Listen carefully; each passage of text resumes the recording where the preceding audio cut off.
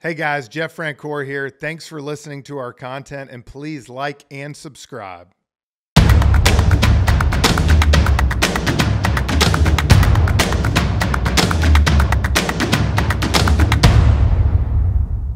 Jeff Francoeur here with Pure Athlete. Before we get to today's guest, I want to share with everyone that we have our first partnership with Booster. Now, Booster is the high school sports #1 athletic fundraising for teams and groups, and their owner and CEO is a good buddy of mine. Go to church with him and a great guy. And instead of me telling you what it is, I'm going to bring him on. So Chris Carneal, thanks for joining us. Jeff, thanks so much. So excited to sponsor Pure Athlete. Love your message, love your vision, love the heart and the values behind it.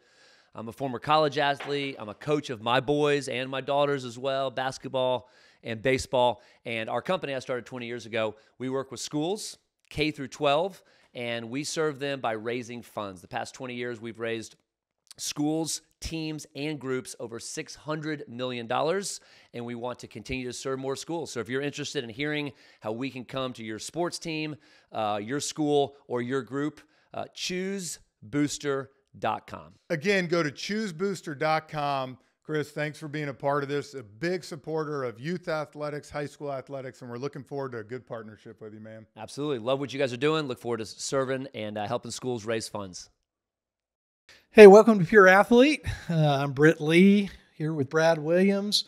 We're missing somebody today, huh? Really? It does feel a little bit more spacey in the studio. A little more headspace, a little more room. Yeah, I like this. It feels good. Yeah. Yeah, Jeff. He's on the IR. He pulled a hammy. Maybe I'm not sure what exactly the injury is, but he left it to the old guys today to kind of carry the water. Yeah, I thought we'd get through a day not being referred to as the old guys, but you just did it. Dang it, sorry. Well, the streak continues, I guess. Anyway, we're excited about the podcast today. We've got another great guest, NFL quarterback Carson Wentz.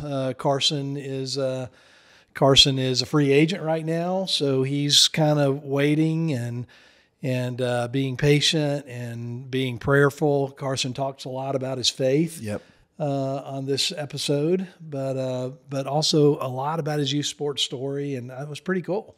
Like a lot of our guests, we kind of know about them, and we know from a celebrity standpoint kind of about them, but really, getting to know him better really made me want to cheer for him and be a fan of his. Just what a great mature man of faith who really is just wanting to live a life of significance, with football or without football, and just talking about his upbringing and growing up in North Dakota and really kind of being an off the radar athlete. And then that turning into him becoming an NFL quarterback, and then just his trials and tribulations and how his faith carried him through it was really, really, really, really good interview. Yeah, I mean, we talk a lot on this show about kids not being defined by sports, but finding their identity, elsewhere, hopefully in their faith. But Carson is kind of living that, and he's reached the highest level of sport, and had a good career so far. I expect it's not over, but in the midst of that, his identity is not in sport, and so that was really cool to hear that. He also mentioned just kind of what I think will be his next phase in life, but he's already doing it with his foundation, AO1, and just all the great works that foundation is doing right now, and probably will do in the future as well. And so it was a great interview. Miss you, Jeff, but hopefully the audience will still enjoy us hosting this one. Yep. So with that, let's get to it.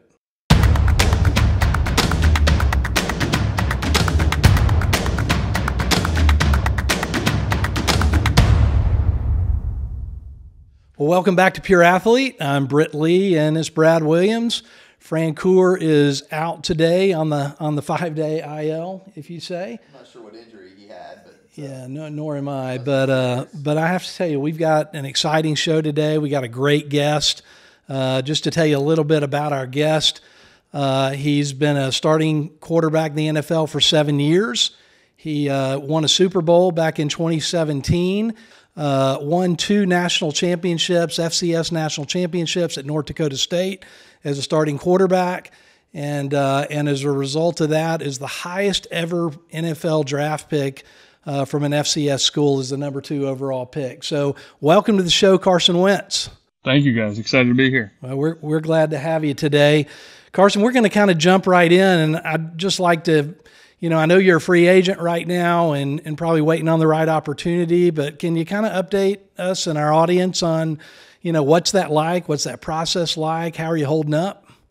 Yeah, it's been weird, to say the least. For 7 years, you're pretty much told where you're going, and you've been traded now a couple times, and now finally got cut, and just kind of this weird season of, I get to pick, I get to say no to people, I get to say yes, and just kind of waiting for the right opportunity.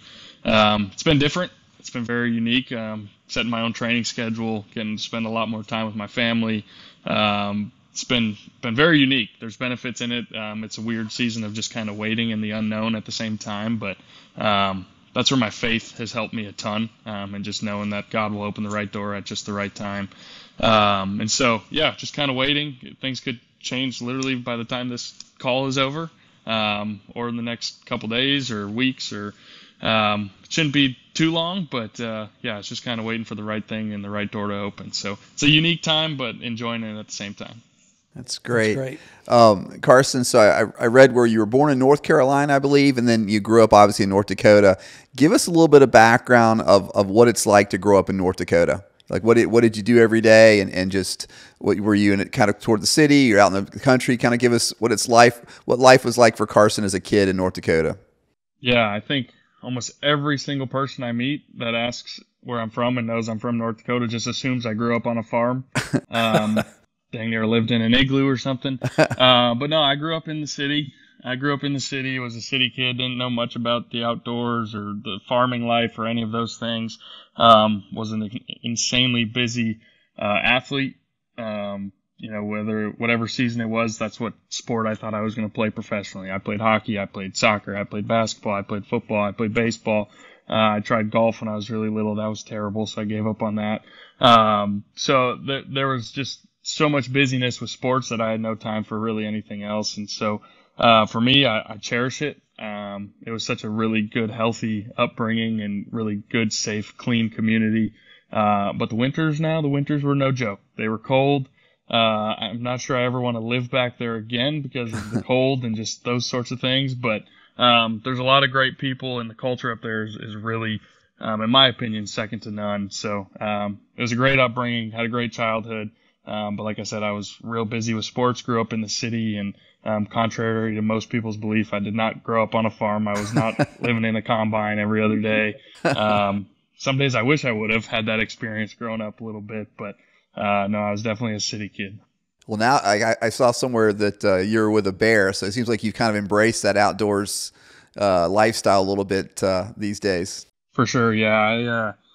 I really fell in love with hunting when I got to college, and you could say obviously being a student was huge, but being an athlete at the college level kind of became like a job and became a full-time job, so to speak. And so for me, hunting in the outdoors kind of became like an escape and a way for me to kind of just find some peace and some tranquil moments in my kind of busy, hectic life. And that passion for the outdoors has just continued to grow and grow. And so you'll see me on all sorts of different hunting trips when I can, whether that's the off day in season, just sitting in a tree stand for 2 hours, or the off season, like you mentioned, going on a bear hunt, and just unique stuff, that I've been blessed and fortunate to be able to go do. I have an obsession with the outdoors, very passionate about it, and it's also been a unique way for me to grow in my faith as well, because you just see God's creation come to life in such a unique way, and you just have such a different appreciation for God's creativity and everything He's created.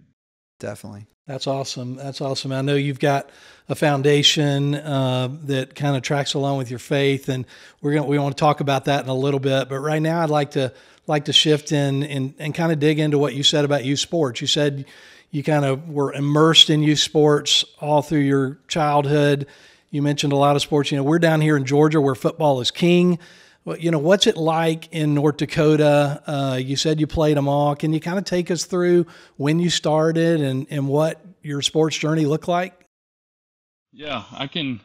It's hard to really recollect when I started. I had a brother that was 3 years older than me that played every sport under the sun too, so I pretty much followed in his footsteps in anything and everything. And so as young as I can remember, I was playing sports. I'm pretty sure I was in first grade bringing the football to class and going out and picking teams, being a captain at recess. Like, I was always just an active kid. Drove my parents crazy because I couldn't sit still either. So I just love to compete. I love the camaraderie about athletics and all of those things. But like I mentioned earlier, I played everything. And I know a lot of people talk about specializing in a specific sport at a young age and all of those things, and I'm sure we'll dive into that a little bit, but I'm very thankful that I didn't. I'm very thankful I got exposed to a lot. I think it helped me avoid burnout, but it also helped me to kind of just learn different characteristics and different help me grow in my character, because maybe one sport I wasn't maybe the best athlete, or I wasn't the best guy on the field, and I had to learn what it was like to be a role player and to lead from a different platform or a different way. And so I'm very thankful that I didn't specialize, so to speak, and I got all of those experiences, and you know, it all worked out in the end, obviously, but I'm thankful for that. So what's Friday Night Lights like in North Dakota? It's kind of give us a little picture of what it's like. Probably colder, I'm sure, toward the end of the season, but yeah, for sure. You know, obviously when you look back at it now, you're like, man, it probably seemed a little small, but at the time it's like the biggest thing in the world. You know, it's what you know. The high school I went to was one of the biggest ones in the state.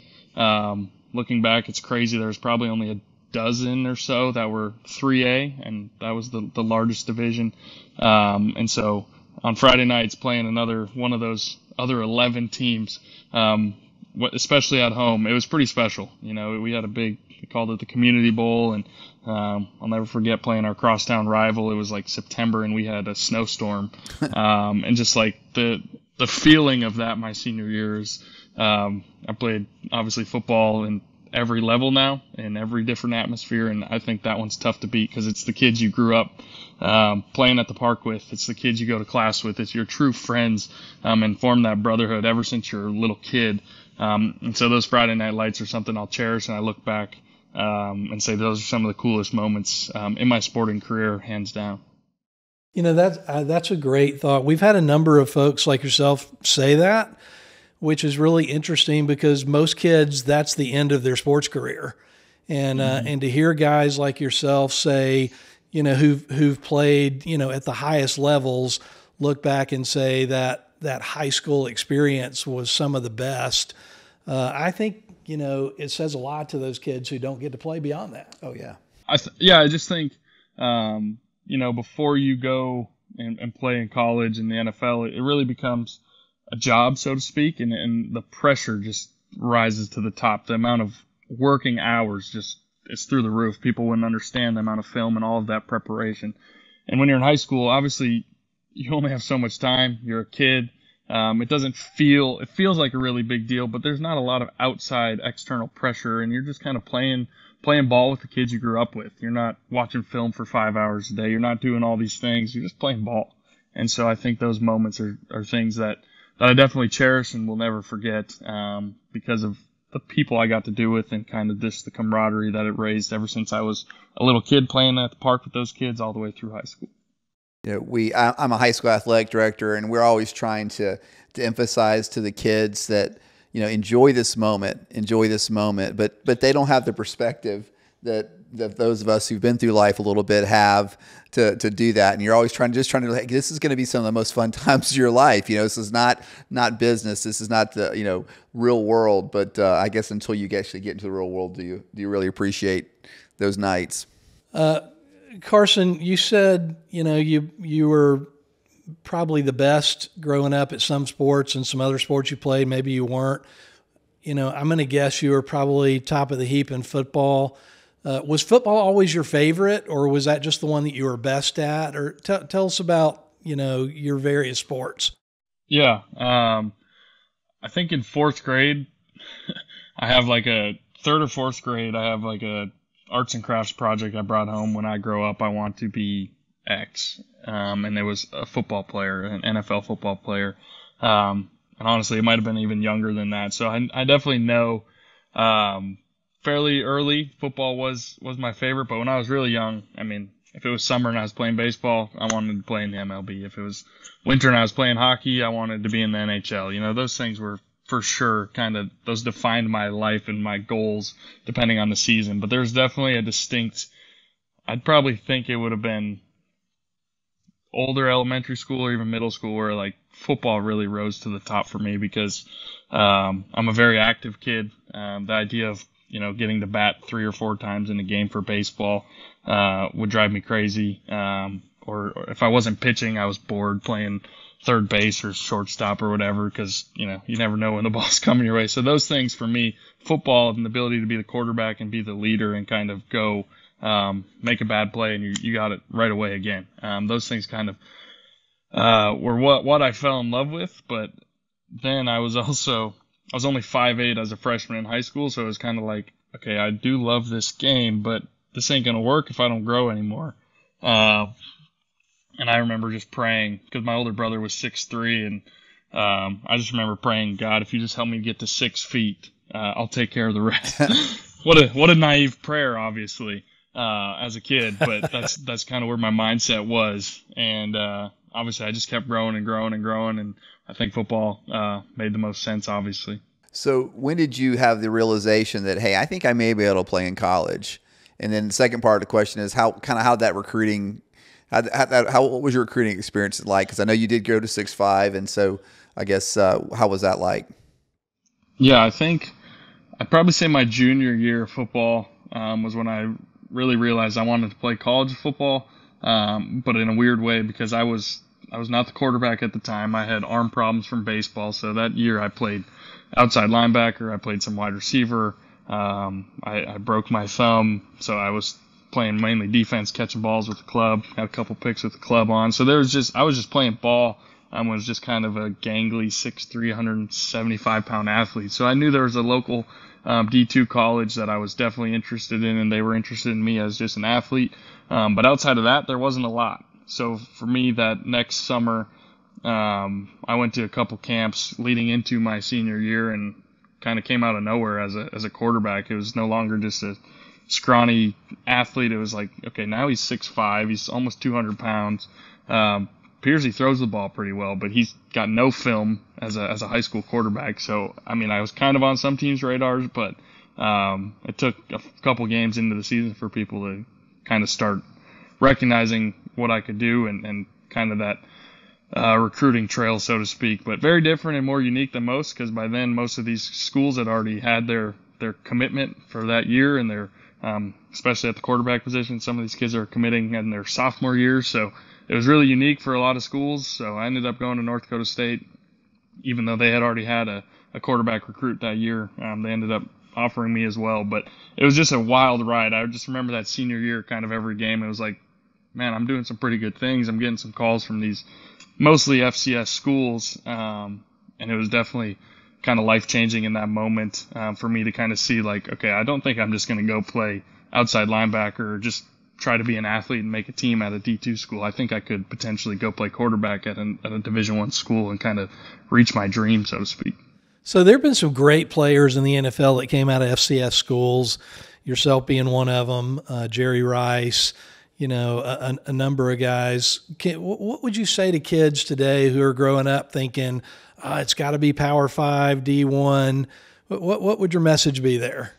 Yeah, the longer I play in this league, the more I realize it does not matter. If you can play, you can play. And we all develop differently. We all have injuries. Injuries can derail a kid's high school career and send them to a JUCO sometimes. There's so many factors, whether that's just growing or just maturing physically or mentally, and injuries that can just kind of change people's script. And some kids I know can just be derailed by those things. But for me, being on this side, playing, going into my 8th year in the NFL, once you get into camp, you don't care if somebody came from the University of Texas or Texas San Antonio or a D3 school or from Australia. I played with a kid who played Australian rugby, who's now the left tackle for the Eagles, Jordan Mailata. So it really doesn't matter. Once you get there, if you can play, you can play, and no one really cares. So that would be my encouragement, to just keep climbing, keep going, and everybody's got their own story to write. Everybody has their own kind of background and how they got to where they are, but at the end of the day, once you're there, it doesn't matter. If you can play, you can play, and at the end of the day, those things don't matter. So you redshirted your first year in college, and then you were a backup for a couple more years after that. So what kind of kept you? I guess what sustained you? What kept your faith? I think I know that, but what was your mental attitude like waiting your turn to be the starting quarterback in college? Yeah, that was definitely hard. Once you achieve the goal of making it to Division I football, obviously you want to play and you want a shot at playing in the NFL. I mean, that's really the ultimate dream. And for me, redshirting my first year, that made sense. Everybody redshirts, and then, or at least at North Dakota State, that was like the most common thing. And the next 2 years being the backup was fun. I learned a lot, but at the same time, I was just like chomping at the bit to get out there. Like, I wanted to get out there so badly, but I knew there was at least an end in sight. The guy in front of me was going to graduate, and at the very least, I'd have 2 years to start. And I knew when that time came, I had to make the most of it, because not only is starting only for 2 years in college kind of a knock on some guys to begin with, but now starting at an FCS school kind of was another knock, so to speak, on me, that I knew I had to just kind of go play and show what I could do. And you kind of touched on it, but that's where my faith kind of just said, okay, God, whatever you have for me, here I am, and I'm going to make the most of it, whatever doors you open. And obviously it worked out, but I knew waiting was a struggle. But I tried to learn and grow as much as I could. So when I did get that chance my junior year, there was no looking back. There was no waiting around. It was, let's go play ball and put out a good product, and hopefully win some ball games too. Did anybody, you don't have to mention any names, but did any schools in the Power Five come after you and try to convince you to transfer after your junior season? No, that wasn't really a thing back then. Like the crazy Wild West we're experiencing now. That was never really a thought. I mean, the only thought for kids then were like, would you leave early to go to the league? But for me, that was never in my mind. Even though looking back, could I have been a middle round pick? Probably, but that was never even on my radar. And then transferring was not either. But it wasn't. They made it so difficult back then that it wasn't really an option. And quite frankly, I'm glad that's how it was, because you get to kind of finish out something you start. And for us, it was obviously we won a national championship every year I was there. So for us to finish what we started as freshmen, the class I came in with, winning all of those championships, was pretty special. So that never crossed my mind. But again, that wasn't really a common thing back then either. I'm sorry, I keep asking the questions, but okay, it's very interesting that this phase of his life. But we're here in the South, which is obviously a huge college football haven. But North Dakota State's got a great brand in college football. I mean, we know about it down here. What do you? Obviously, coaches was great. The guys at Kansas State now climbing. But what do you think are some of the key factors that created that great culture there? Yeah, it's a lot of things. It's the coaching. It's I know I say it, and a lot of guys that come through there say it, but the head strength coach, Jim Kramer, was always the guy that he'd get his hands on these freshmen that were scrawny or overweight or these farm kids, and he would just get these guys to work, and he'd just help build the character of who we are as Bison. And I know I would say it, and a lot of guys say that he really was kind of the behind the scenes heart and soul of who we were, and building that character, and that was really the overflow of whoever was coaching at the same time. And so those dynamics and how we would, I'll never forget, we won our first national championship, and we're in there another 2 weeks later in the weight room, and he's yelling at guys, if you're wearing national championship gear, take it off. We're not wearing that because we got to go do it again. And that was just kind of the mindset that was built and developed, and things up there, they're not handed to you. It's not a Power 5 school where, guys were working jobs in the summer. I was a nanny for 1 year. I was painting houses another year and doing 2-a-day workouts. So it's just kind of a different culture that might seem kind of bewildering to some at the Power 5 level, so to speak. But that was kind of just how we did it. And it was just kind of that hard work ethic. And then the coaching and the system we ran was very unique, was very pro style on both sides of the ball, and complex for I'd say for a lot, compared to a lot of teams at the college level, which I think the redshirting years for me and for really everybody, those paid huge dividends in just understanding football and understanding the scheme and the concepts of what we're trying to achieve, and combine that with kind of the work ethic off the field with the strength coaches, just kind of made something really special. And then once you start winning, obviously it helps to get guys there, and even though you're getting these Florida kids or Georgia kids coming up and like, what is this winter? Like, what are we doing up here? You experience that, but then you go play in the Fargo Dome in front of almost 20,000 people, and it's rocking, and you're playing for championships, every year. It's pretty special. That's pretty cool. Mm-hmm. That's pretty cool. Hey, Carson, you talked about your strength coach. I want to go back to high school, youth sports days, and talk about coaches. We have a lot of coaches in our audience. Last week we had Dabo Swinney on talking to coaches quite a bit, but I'd like to know from your experience, can you think of a coach or two that really had a big impact on you? And maybe, talk to coaches about why that coach had a big impact on you, what they ought to be striving for. Yeah. I had a lot of great coaches, that I'm really appreciative, and really all the sports I played. There's really two that come to mind. One, his name was Nick Walker. He was my freshman football coach, and I remember playing as a freshman on the freshman football team, being 5'8", 125 pounds. But I was slinging the ball all over, and he told me that I was as good as anybody he'd ever coached at throwing the football, and I was like, but I'm 5'8", and he's like, no, trust me, like you can play at the next level, you just keep working. And from that moment, even at 5'8", and he was very hard on me and the guys, and just like demanded results, which was really unique probably at ninth grade, but at the same time it made it really fun. And when you guys when we'd win or you'd see success on a play, you just cherished it that much more. But for him to tell me that, he didn't need to tell me that, and that just gave me so much confidence to kind of push it to the next level of my workouts and kind of set my goals maybe a little bit higher, and really to believe in myself. And then another one would be actually my basketball coach. His name was Darren Mattern.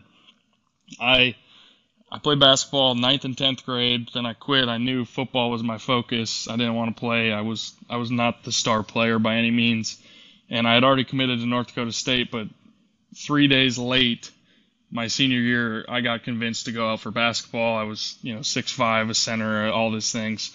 That's big for North Dakota, by the way, so 6'5" center is pretty large. So I got convinced to go out, and it was just unique for me because I was not the star player. I didn't even start. I played probably the second most minutes, but like he made sure the seniors that were there for all 4 years started.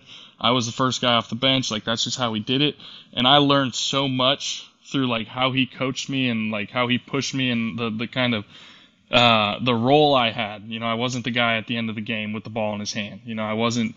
I was getting rebounds trying to get it to somebody else so they wouldn't foul me at the end of the game because I was like 50% from the free throw line. So I wasn't that guy that I maybe was in football or even baseball, but I was learning how to be a role player, learning how to be a teammate, learning how to lead from a different perspective, and he kind of helped me understand that and really push to get the best out of me for basketball, but it also carried over into just how to be a leader and how to compete in the rest of my football career from there. That's awesome. Talking about being a quarterback, and let's say you're talking to a group of young high school quarterbacks who are dreaming about playing at the next level. You said as a freshman you were slinging it all over the field. What was your development like? What did you do to be able to elevate yourself other than becoming 6'5", because that's only a small part of it. But, how did you get to that next level from a skill standpoint? Yeah, it's a great question. And this day and age, it's probably a little different, with just a lot of the specialty sports and different camps. And in the South, it's probably even more ridiculous and crazy with 7-on-7 camps and leagues and all of these things. So those things were foreign to me growing up. I was busy with the next sport. And for me, that's what I did. I just gave my everything into whatever sport I was in. But I always was working out. I was always in this kind of agility kind of camp we had at school, and I was always in the weight room. I'd go to the weight room during baseball season 3 times a week right before class. Like I just found a way to keep working even within the seasons and do extra, whatever that looked like, and found a way to keep working. If there was, a football camp to go to, I did.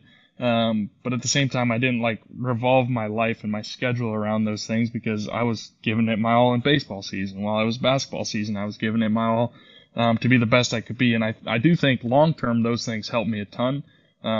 Because I still see, I see some highlight plays that I might make in the football field that I'm like, that's not a football move. Like, I might have learned that, throwing off my wrong foot at shortstop. I might, little things and all the guys that are playing this position, there's so many athletes that are just freaks making those plays. I would probably say the same thing. And so I'm thankful that I was able to play those other sports, because I see it in my life now, when I make some plays that I'm like, that's not a football play, but I'll take that. Carson, you talked about in fourth grade that, you told your teacher, or you did a project that said that you wanted to be a quarterback in the NFL. When was the moment that you really kind of said, wow, I've made it. I've accomplished this dream? Yeah, it was a very distinct moment I'll never forget. I was in Chicago for the draft. And I knew all along, I was going to be drafted, leading up to it, all those things. But it was the night before the draft. I'm in the hotel room by myself. And I'm closing my eyes, and I'm like, this is literally insane. When I wake up tomorrow, or when I go to bed tomorrow night, I will be picked in the top 5 probably, and achieve my dream that I set out to do when I was in fourth grade. And my life was never going to be the same. I had a pretty good feeling I was going to go to Philly, but regardless, I knew I was going to get drafted high, and my life would never look the same. Just a simple kid from North Dakota that loved playing ball. And it definitely brought me to tears that night before going to bed. Just this is so surreal. Obviously the fame, the money, all of those things that came with it just kind of piled up at once. And I'm just my life will never be the same. And this is such a unique gift, and blessing from God. And it all kind of hit me at once, and the emotions became real. And then I went to bed and woke up, and I was excited as can be, and got drafted and never looked back. Well, you've had a pretty stellar career already. I know, it's going to continue, but you've also, in the midst of that career, dealt with some tough injuries, and even before the NFL. And tell us how do you deal with that mentally? The disappointment in 2017 when you were having a career year. And the team was so good, but other injuries as well. How, kids have injuries too. What would you say to kids about, how to work through injuries and fight back and stay mentally engaged? It's so hard. It's so hard. It's hands down my least favorite part of sports is injuries, and what it can do to careers, what it can do to people's mental state, especially in the league now. It can be very isolating. You're no longer going to those meetings. A lot of times you're going to work with a trainer, and it's just you and a trainer, and it can be very isolating and lonely and frustrating. And man, I don't envy guys going through that. I've gone through plenty, my fair share of disappointments, and even mentioned it earlier, but had arm problems my junior year when I really want to play college quarterback, and now I can't even play quarterback as a junior. Okay, God, what are we doing? But I didn't let it necessarily stop me. Was it disappointing? Absolutely. Was it frustrating? Absolutely. But I only know one mode, and that's to go and just to make the most of whatever opportunity God's kind of put in front of me. And I might have maybe not always done it from the right place or the right heart when I was a kid, but once I really came to my faith in college and dealt with high ankle sprain or having to wait my time in college, that's where my faith just kind of okay, God, my life is all yours. I'm surrendering this, my career, whatever it is, it's all yours. So I'm going to work as hard as I can, but you're going to press go or close the door. That's just what it's going to be. And that's kind of the mindset I've always had. So whatever setback I have, do I go through real emotions? Absolutely. Is there pain? Is there struggle? Is there loneliness? Is there hurt? There's all of those things. Was 2017 fun watching from the sideline? Not at all. It was definitely an emotional roller coaster for me. But at the end of the day, when I pray and when I close my eyes, it's okay, God, there's a purpose in this. There's a purpose in this pain. And I don't want to miss it. You're helping me grow as a man. You're helping me grow as a person, as a leader, as a friend, as an athlete.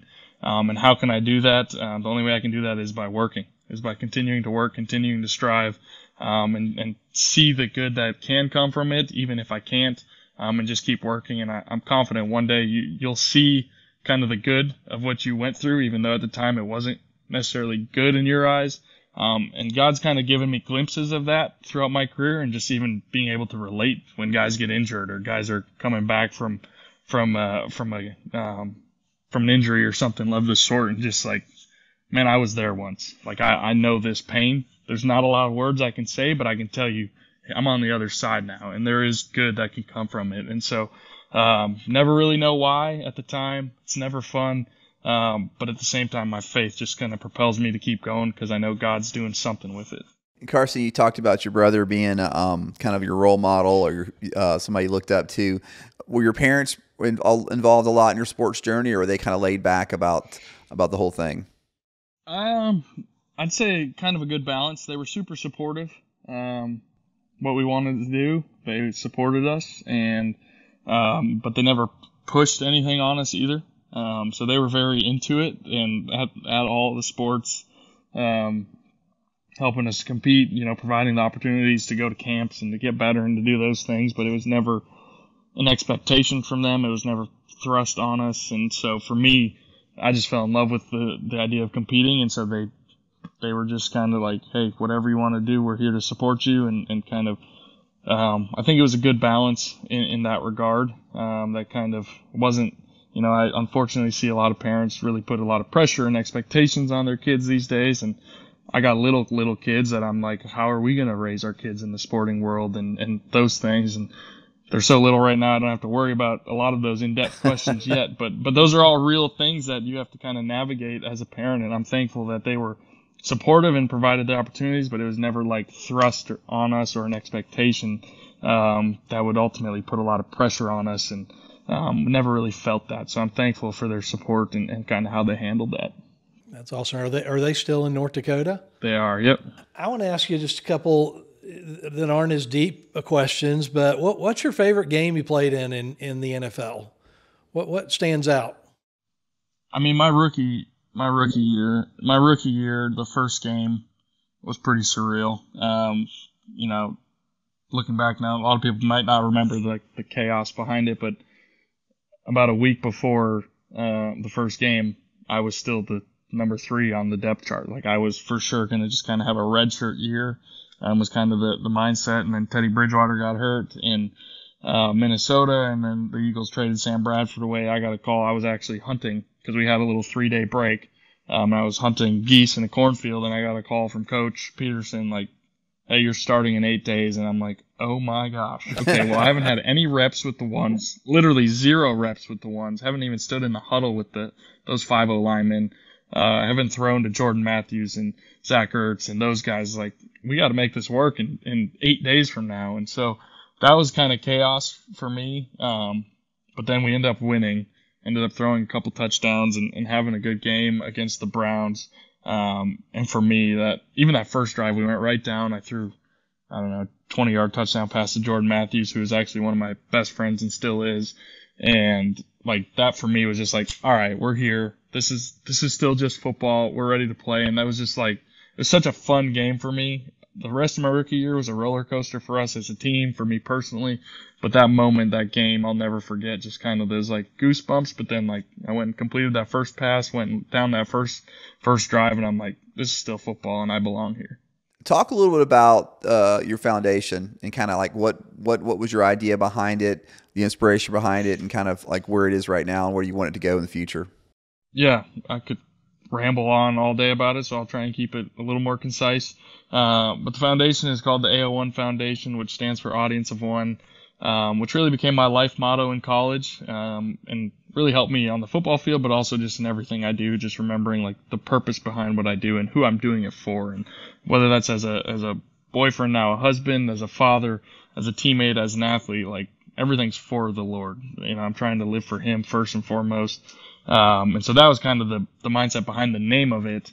And then we started at my rookie year. Right after my rookie year, even though a lot of people were telling me, just wait, get yourself established in the NFL, and then get a foundation. And I said, I have no idea how long I'll have this platform.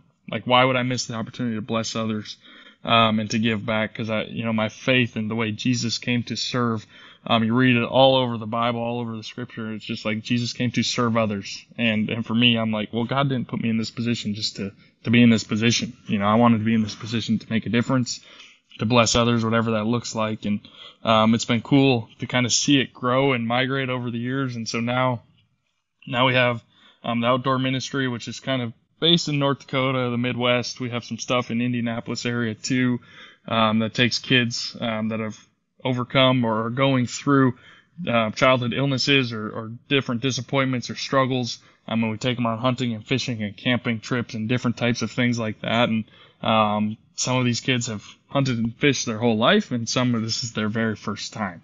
And they're going on memorable trips, and at the same time, the counselor that's taking them, or the guy leading the trip, or gal leading the trip, is praying with them. They're going through devotionals together. It's a lot deeper than just the hunt. It's very Christ-centered. Switching gears now, our other ministry, we have a food truck that we started in Philadelphia, which is still going, that we partnered with the church there. And now we have one in Indianapolis as well. And we just straight up go around with the food truck, show up to different areas, and give out free food to anybody and everybody. Obviously, we go to a lot of homeless areas and the needy, but at the same time, we're here to serve everybody. And we have team members that are out on the street providing resources, praying with people, introducing them to the gospel, all of those things. It's very unique. It's very fun. And then one of the first ones we started, we partnered with Mission of Hope in Haiti, and we built a sports complex down there, which has been really cool and unique to see over the years. It's a very slow process in building that, but it's got a big turf soccer field, full-size turf soccer field, a couple basketball courts, and all these kids that show up to these camps and different things, they're getting a hot meal. They're hearing about the gospel. They're being raised in how to be a man or a woman of God.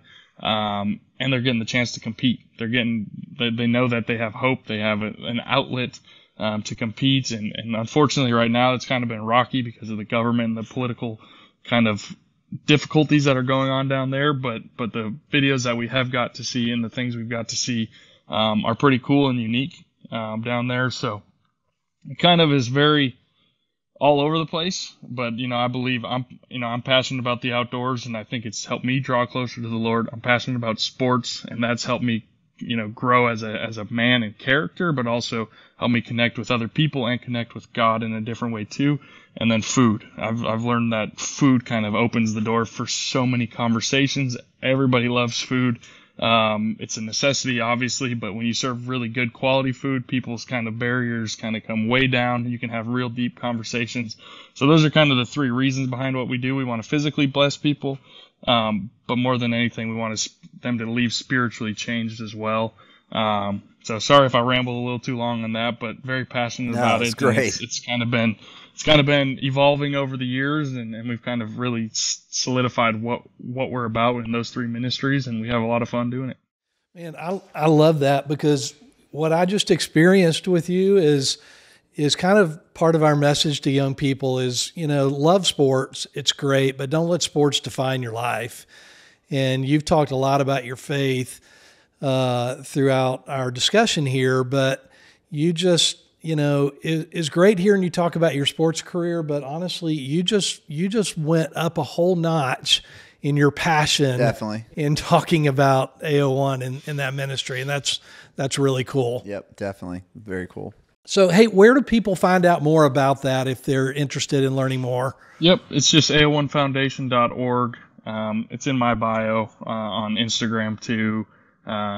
We got all the social media platforms. It's been really cool to kind of just see the growth and the support from Philly, now Indy, back home in North Dakota, and we're still kind of trying to grow and reach more kids. And I get passionate about it because I see these videos, I see all the updates from these kids on these camping trips, or even the parents that reply to the counselor like, hey, this has actually challenged me to take a step deeper in my faith, or now I'm taking my son fishing, or just different things. That's like, this is so much bigger than football. Like it's making a difference eternally, and that's what really propels me and propels my wife and why we do what we do. Well, that's awesome. That's awesome. Hey, last couple of questions and then we'll let you go. But if you're talking and you are right now to a lot of young kids who are young athletes, what would your one piece of advice be to young kids to kind of sum up some things?